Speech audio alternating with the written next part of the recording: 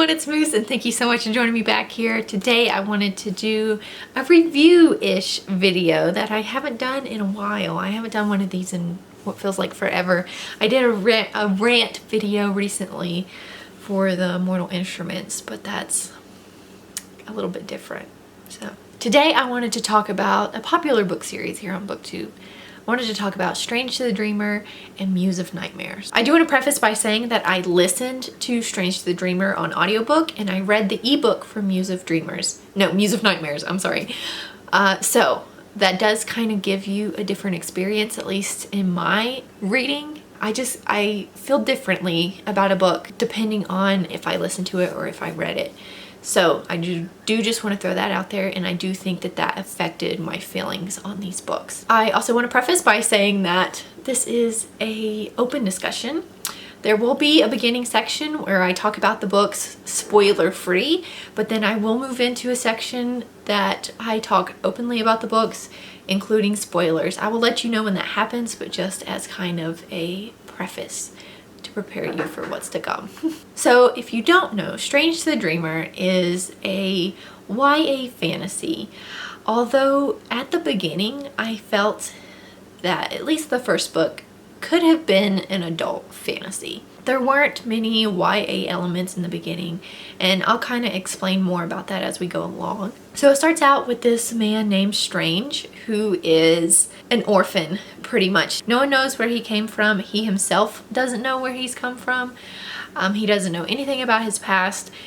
And somehow he ends up in the Library of Zozma, I think is the name of it, as kind of a librarian type of thing. He doesn't do research or anything like that.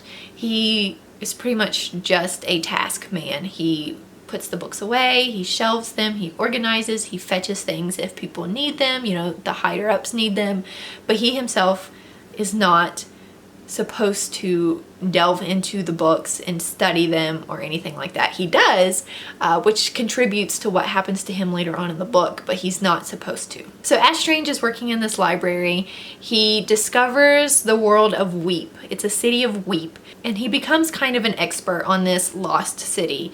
It used to have a different name. Everyone has forgotten it, so it's just known as Weep. And he learns the language, he learns the history, he just learns everything about the culture that he can, and he writes everything down in these little journals.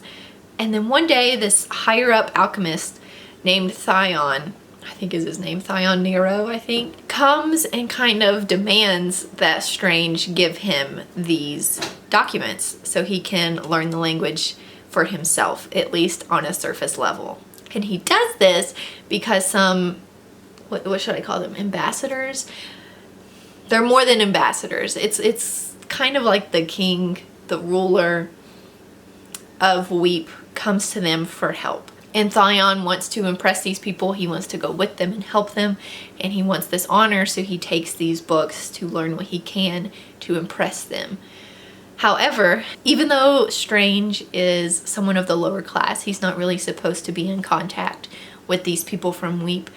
Before they're about to leave, before they've chosen their people that they want to take with them to help them, each one has a different skill set, a different talent that might help them solve their problem once they get to Weep. Strange decides, I'm not going to be left behind. I dedicated my whole life to this. I am going to, and so he finds a way to go. In Weep, there are Mzarthim, which are basically gods in this world. Each one has a talent within themselves. Each person has one talent, and that talent, skill, gift, however you want to put it, is kind of what makes you a god in this world. And essentially the problem of Weep, so Mzarthim, I think there were 6 of them, kind of took over their city, essentially enslaved them to a degree, and just ravaged their whole town. And so Weep is seeking help from this group of people that they've collected to help them solve this problem. That's pretty much the summary I'm going to give you without giving any spoilers. Muse of Nightmares follows what happens at the end of Strange the Dreamer. I'm not going to give as much a summary on this one because doing so will give spoilers for Strange the Dreamer. Obviously, since it's a sequel book, But if you want to hear more about Muse of Nightmares, I will talk about it in the spoilery section here in a moment. So in Muse of Nightmares, there's Strange and everyone who is left at the end of Strange the Dreamer, and they encounter a new enemy. I'll say it that way. There is a new pair of people introduced into the story, and they become the main focus of the book. That's all I'm really going to say. Again, I don't want to give spoilers for those who haven't read it. Writing style wise, I enjoyed the writing style. I've heard a lot of people say it's kind of flowy, it's whimsical, it's too much, that it kind of takes you out of it a little bit, and at certain points I would agree. There were definitely some sections that I skimmed through instead of reading each individual word, especially when the author, because this isn't in first person, it's third person view, and so the author would spend a lot of time discussing how a certain character was feeling, but these descriptions would go on for, you know, a page and a half, 2 pages sometimes, and honestly it was a little too much. I didn't really feel like it was necessary at times. Otherwise though, I did like the writing style. It made it feel like a fairy tale. I've heard people say, I agree with that, and it wasn't too complex. I thought it was pretty appropriate for a YA novel. There were some there were some words I had to look up when reading Muse of Nightmares in the ebook. I feel like I've experienced this the past couple ebooks I've had to read from YA authors. I feel like YA authors like to throw in bonus vocabulary words that are just way above the rest of their writing level. So they'll have simple diction and simple writing for the majority of the book, and then every once in a while they'll throw in a word that doesn't fit the rest of that diction, if that makes sense. It's just a little bit more complicated. Some of the words I don't even know, I have to look up, which kind of takes me out of that a little bit. If I don't know what a word is, maybe that's a fault of me. Maybe my vocabulary isn't extensive enough. But if I have to look up a word, it takes me out of that reading experience, and I'm the type of person that I want to know what that word means. I don't want to just skim over it if I don't know it, and not really get the full context of what the author is trying to say. So I will say that about that. Pacing wise for this series, I thought was good. I was initially intrigued. I was very engaged with this story from the very beginning, simply because I thought Strange was an interesting character. I mentioned this in my reading vlog, but we don't get very many male protagonists in YA fiction, so it was very refreshing to have that. Strange is a male protagonist. A lot of the times we get a female protagonist in YA fiction, so that was initially what drew me to this series. Pacing wise, it was good. It could have been better. I felt sometimes it was a little slow, specifically within the romance scenes, and that is one of the biggest gripes I have with this duology. I keep calling it a series because Muse of Nightmare ends on kind of a cliffhanger type thing. It specifically says the end, and then in parentheses it says, or is it ? So she kind of left it open. If she wanted to write another one, she could. I'll be honest, if she does, I don't know that I'll read it, but that's why I keep calling it a series. Anyways, the romance scenes are really where I felt the pacing was a little lacking. I simply felt that they were too drawn out and just kind of, yeah, not necessary. I will say I think the pacing in the second book in Muse of Nightmares was better done than in the first book, simply because more happens, I think. There's a lot more action, there's a lot more, you know, on the edge of your seat moments where you just don't know what's going to happen. So I think the pacing was better suited in that book. The characters themselves were interesting. Some of them had some difficult names, I would say, especially when listening to it on an audiobook. So I did get kind of confused at times when listening to it as to who the book was actually talking about. I will say it was a little easier in Muse of Nightmares, where I was physically reading the name. I did have an easier time distinguishing which characters were which, but in the audiobook it was a little bit more difficult. I will also say, since the language is kind of whimsical, that if you are listening to it and you get kind of sidetracked and stop for a split second, it might be a little bit more difficult to get back into this one. It was kind of hard to distinguish sometimes when something was a description and when something was an action. So that is maybe something to think about if you're thinking about listening to this instead of reading it. That is going to be my spoiler-free section. of this video. So if you don't want spoilers, stop watching here, because I am going to go into a little bit more depth of this story. Both Strange the Dreamer and Muse of Nightmares, I'll kind of talk about the two interwoven as one story instead of two separate ones, just for preface. If you're still here and you want to hear about spoilers, get ready. My biggest gripe with the series was the romance. Strange the Dreamer was so good before the romance was introduced, at least in my opinion. I don't want to say I hate it. I don't like using the word hate, but I really dislike it when books make romance the center of the story, the focus of what's happening, when it wasn't initially. The focus of Strange the Dreamer was Strange and his dream to experience Weep and to experience a new world and to really become something. And as soon as he met Sarai, which is the Mizartham goddess, she's really like a princess, I guess. I don't know how it would be worded. As soon as he met Sarai in his dream, first of all, the romance became the focus of the story, and I did not like that. I thought it was such a good story without romance.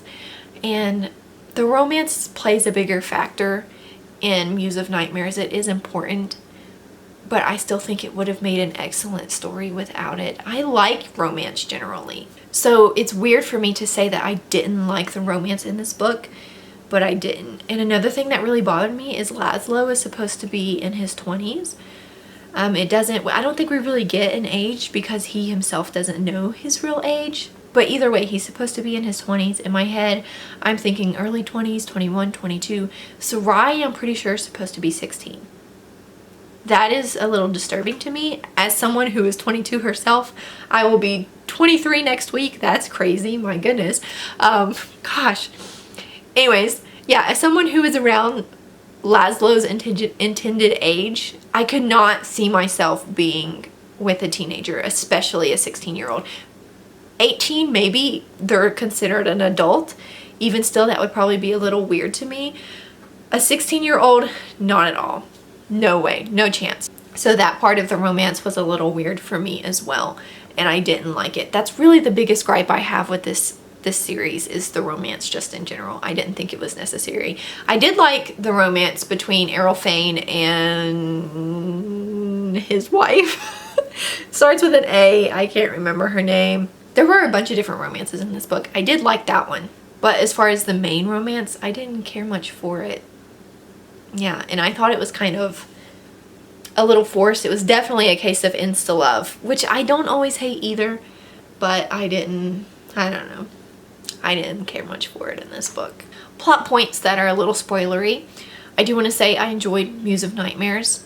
I think I enjoyed Strange the Dreamer a little more as a whole, but I think I enjoyed the plot of Muse of Nightmares a little bit more. I thought it was a little bit more interesting. Like I said previously, there was a lot more action, a lot more on the edge of your seat moments. I really liked the dynamic of Cora and Nova.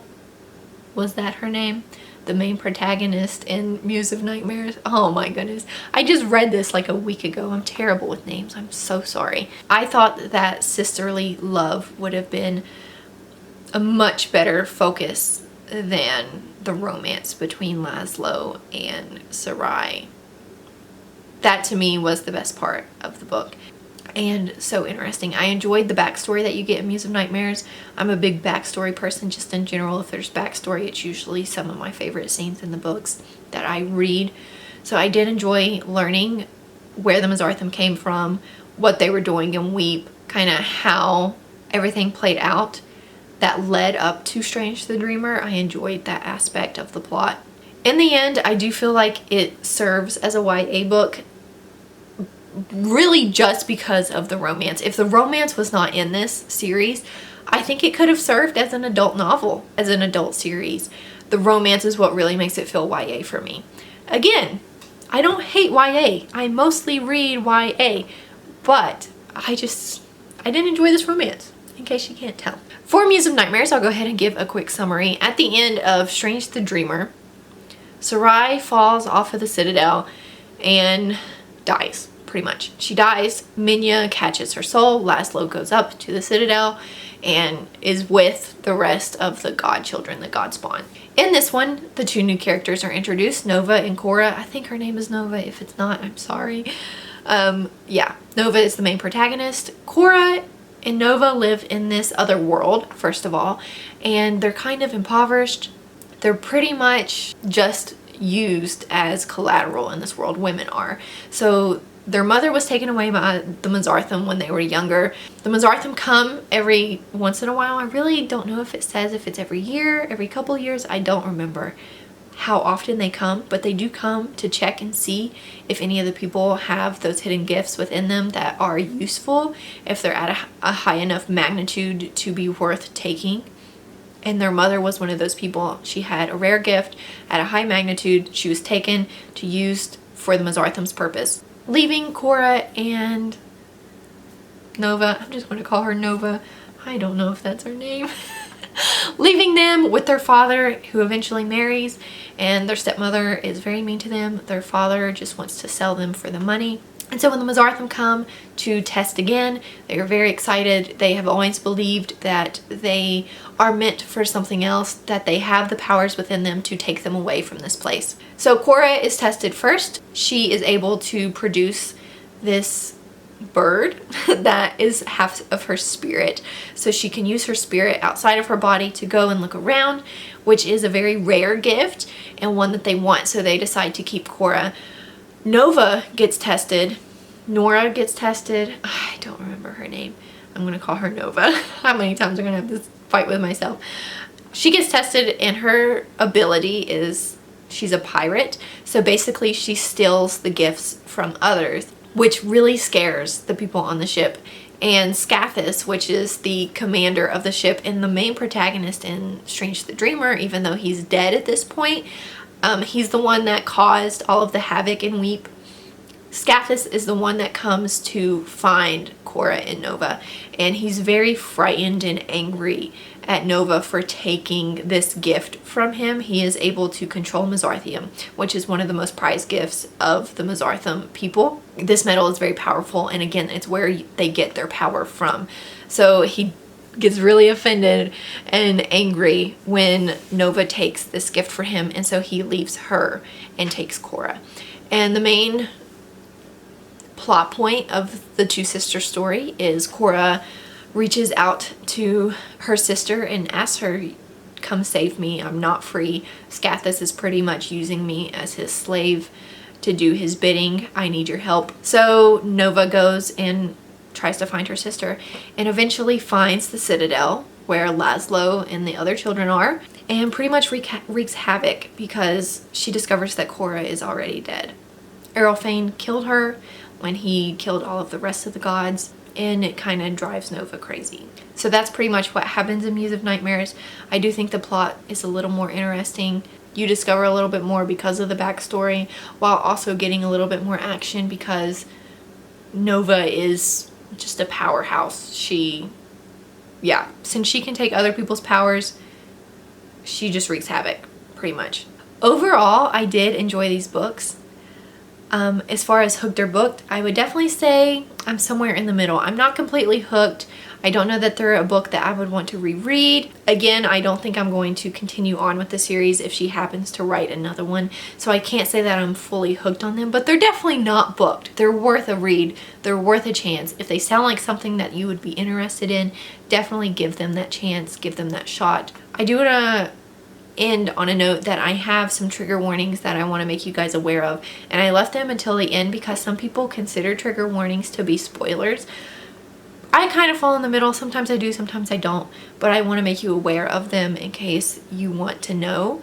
And since they are in the spoilery section of the video, I'm going to talk about them freely. First of all, there is a little bit of a mention of self-harm in this book. One of the characters kind of alludes to the fact that he does this. There are no intense or detailed descriptions of it. It kind of just is mentioned in passing that there are marks on a character's arm, but that, I wouldn't say it's a trigger warning for me. I've never gone through that. I've never suffered with anything like that. My mental health is pretty good. I'm very blessed. But I don't like reading about that kind of stuff. It makes me feel very sad for the people that have gone through that. So it was very uncomfortable for me to read about that. And if it's something that you try to stay away from, again, it's only talked about very, very briefly, but it was enough to make me notice it. Another thing, the only other thing, is there is a suicide in this book. Since I'm talking about spoilers, I'll go ahead and explain it. Nova kills herself at the end because her sister is already gone. She jumps off the side of the Citadel into the Red Sea because she failed. She didn't save her sister, and she doesn't want to deal with that. So if that is something that you try to stay away from, again, it's not very descriptive. There's no mention of how she's feeling inside. It's a third person narrative, but it kind of takes on the perspective of one of the characters, kind of like Harry Potter. I think it's through Sarai's perspective, third person wise, that you get this occurrence. So there is no deep details about it, but it does happen, in case you try to stay away from that kind of stuff. I think that's all I really wanted to say about this series. This is a long video. I'm trying to get better at book reviews. I never do them, but I want to get better at them. Let me know what else I need to include in book reviews, please, if you were interested in helping me out. Thank you guys so much for watching this video. If you liked it, be sure to subscribe down below, leave a comment, let me know if you've read these books, let me know how you felt, let me know your opinions. Do you agree with me? Do you disagree with me? If you disagree with me, that's completely fine. I'm always interested to hear other people's perspectives, as long as you're respectful. You guys are awesome. I am thankful for you, and we'll be back here next time, guys. See ya!